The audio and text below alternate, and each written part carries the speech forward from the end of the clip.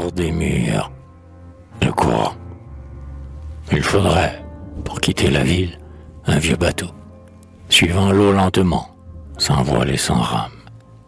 Sur des nuages blancs, aussi blancs que des femmes, le ciel d'été, l'azur, étendrait son manteau. Serré dans le granit comme dans un étau, le fleuve mord ses bords et glisse en courte lame. Et la ville aux toits bleus tout pailletée de flammes parade bruyamment comme sur un tréteau. Plus de quais, des maisons d'un étage, des rives, les saules, les bouleaux, les aubépines vives, un coin du bien-aimé paysage français. Les peupliers sont hauts, les collines sont bleues. Où donc est la rumeur de foule où je passais? Je ne sais pas combien j'ai pu faire de lieues.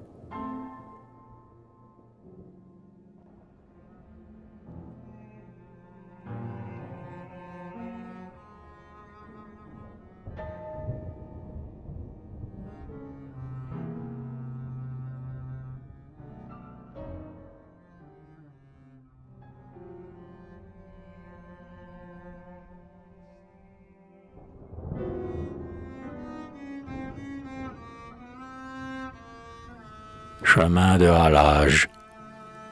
Aux deux rives de l'eau, paysage tremblant, sur la berge encaissée où leur ampleur tient juste, des arbres dont le tronc au sol rude s'incruste, agitent leurs rameaux sans feuilles, d'un bruit lent. Les percherons trapus tirent du col, soufflant, le brouillard enflammé d'une haleine robuste, large, bien que petit, d'épaule et de buste. Le charretier conduit ses bêtes en sifflant. Le bateau lourd, ainsi mené, descend le fleuve, vers la mer où le ciel à l'aurore s'abreuve et boit, comme en un vase étincelant, l'azur. Parfois, il faut aussi l'effort à la pensée, mais le courant du rêve est invisible et sûr. L'âme vers l'infini va, lentement bercée.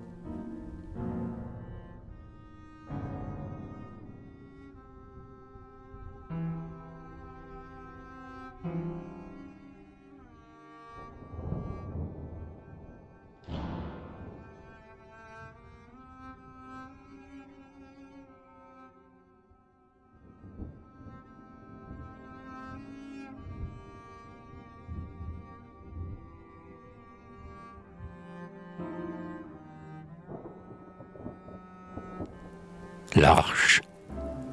Le grand cintre de l'arche encadre un clair tableau. En attendant avril et pour la bienvenue, des fleurs, le ciel sourit, le froid s'atténue. Au premier plan, la rive en pente douce et l'eau, peinte légèrement du bout d'un fin pinceau, profilant sur l'azur sa silhouette nue. Une île, avec des airs de baigneuse ingénue, sort du fleuve, et les joncs lui font un frais berceau. Le froid soleil d'hiver, qui ne fait rien éclore, glisse sur le coteau dans sa pourpre incolore, comme un hôte ennuyé prompt à gagner le seuil.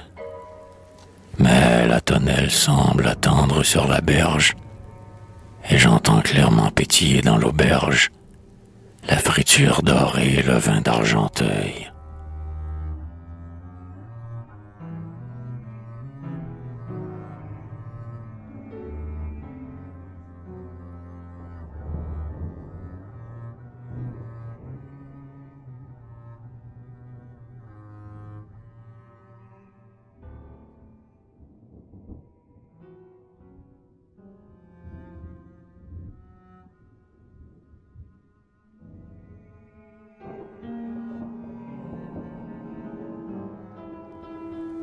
La berge.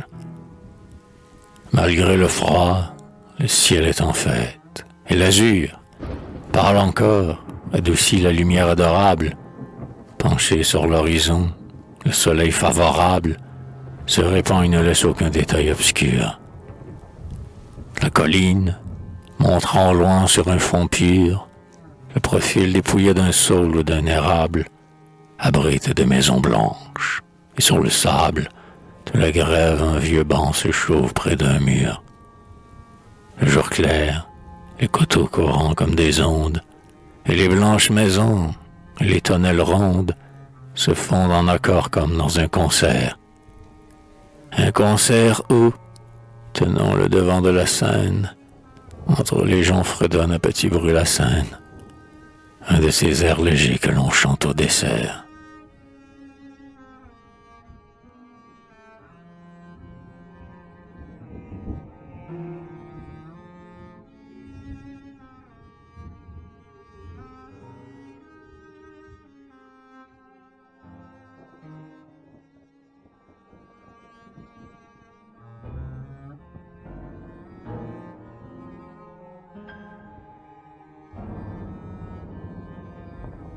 Le grand arbre. Dans un parc oublié dont le silence amorce, les rêveurs, sentinelles anciennes du seuil, le grand arbre muet isole son orgueil, et vers le ciel étend ses branches avec force. Son tronc noir se roidit musculeux comme un torse, et son cœur dépouillé ferait un bon cercueil. Il a l'air de porter l'empreinte d'un long deuil, et l'âge a sillonné profondément l'écorce. Il sent qu'il n'est pas fait pour prêter aux amants l'ombre dont le secret rassure les serments, et le baiser, concert matériel des rêves. Inutile à l'amour trop vulgaire pour lui, âpre et dur, il attend venir avec ennui la fermentation violente des sèves.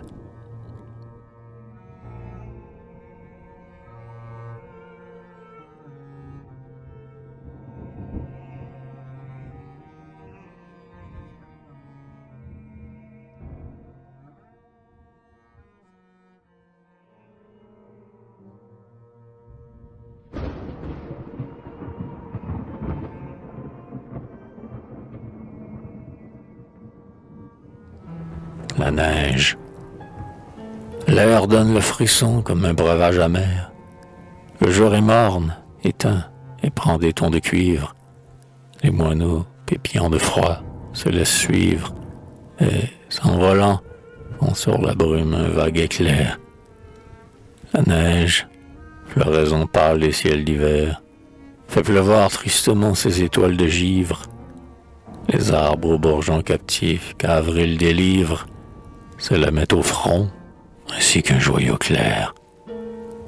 Frêles et vains ornements, outrage des ramures, à qui va la beauté des larges feuilles mûres, où circule le son glorieux des étés. Ta blanche clarté fait que j'aime mieux les roses, aux neiges, dont la grâce est celle des chloroses, image des froideurs et des virginités.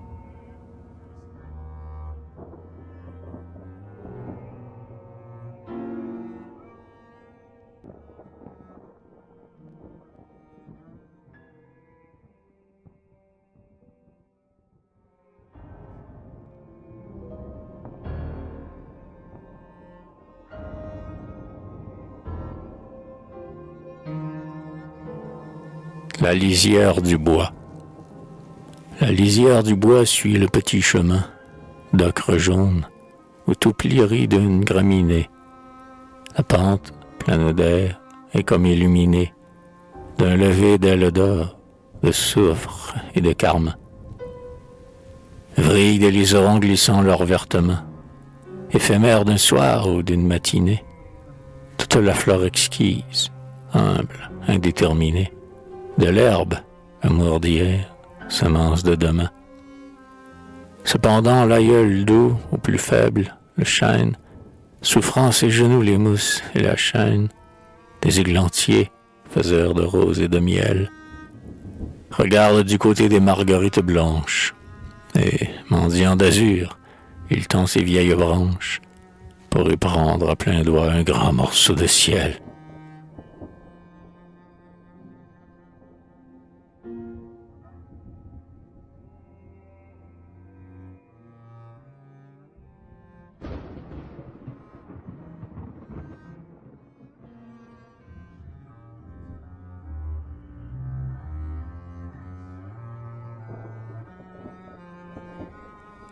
La ville, nos coteaux, les plus purs de tous et les plus doux, que, eût été la Grèce, auraient choisi les faunes. Au bas de leur sentier poudré de sable jaune, ont comme une hydre énorme éparse à leurs genoux. La ville nous fascine, étant moins près de nous, avec ses tours aussi royales que des trônes, horizontales, bleues et blanches entre les cônes, des hauts taillis bordés d'épines et de houx. Ici l'on ne voit rien que les langueurs farouches du monstre aux mille bras puissants, aux mille bouches, dont le grand soleil d'août ensanglante les yeux. Elle est plus dangereuse ainsi, mais pour nous prendre, il faudrait que le ciel fût moins silencieux. Il faudrait que le bois ne sût pas nous défendre.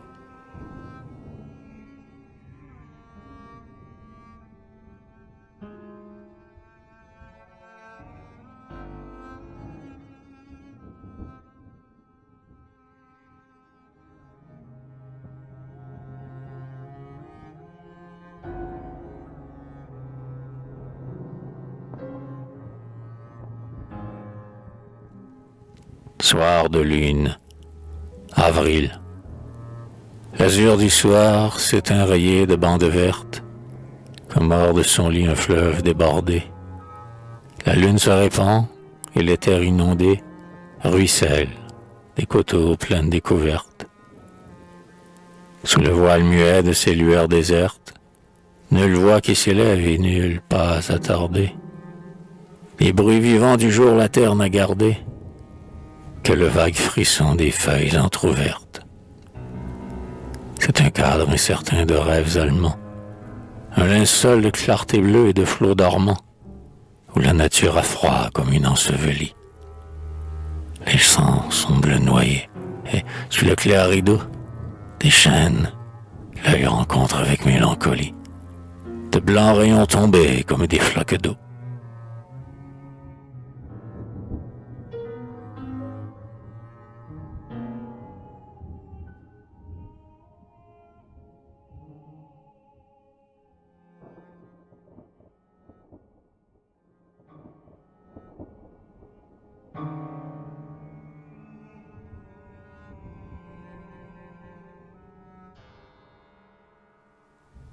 La nuit, tiède du souvenir des Occidents vermeils, la nuit sur les coteaux palpite immense et bonne.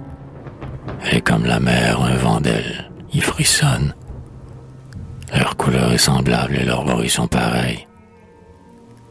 Le sein large et profond qui porte les soleils, où le flot incessant des univers rayonne, est indulgent et n'a d'embûche pour personne, et, mérite ou non, berce tous les sommeils. Pourtant, nuit, je te sais plus sûre et décevante. Ta vague illusion de spectre m'épouvante. Si les matins allaient oublier le retour, certitude, oraison, aurore coutumière, je sens que ma pensée faite de lumière, même les yeux fermés, j'ai le souci du jour.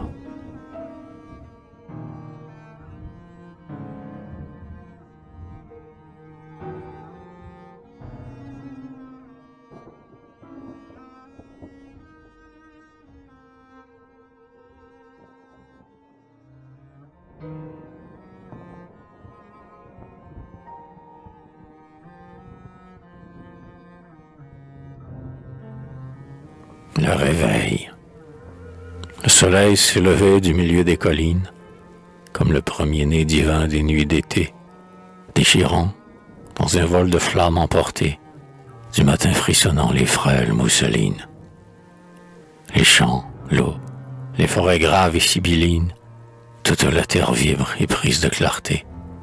Le cœur universel des bêtes a chanté, les mâles forts auprès des femelles câlines. L'homme seul, raisonneur pensif dès le réveil, regarde cette joie en son retour vermeil, éternellement rose, aimable et coutumière. Et bien qu'elle soit bonne, et brille aussi pour lui, sans folles actions de grâce, sans ennui, d'un œil indifférent accepte la lumière.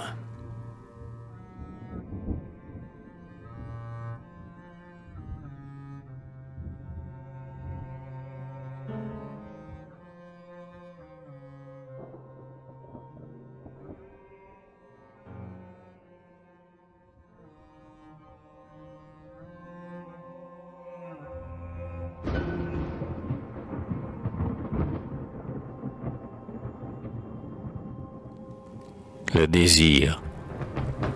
La bonté du soleil n'apaise pas nos yeux.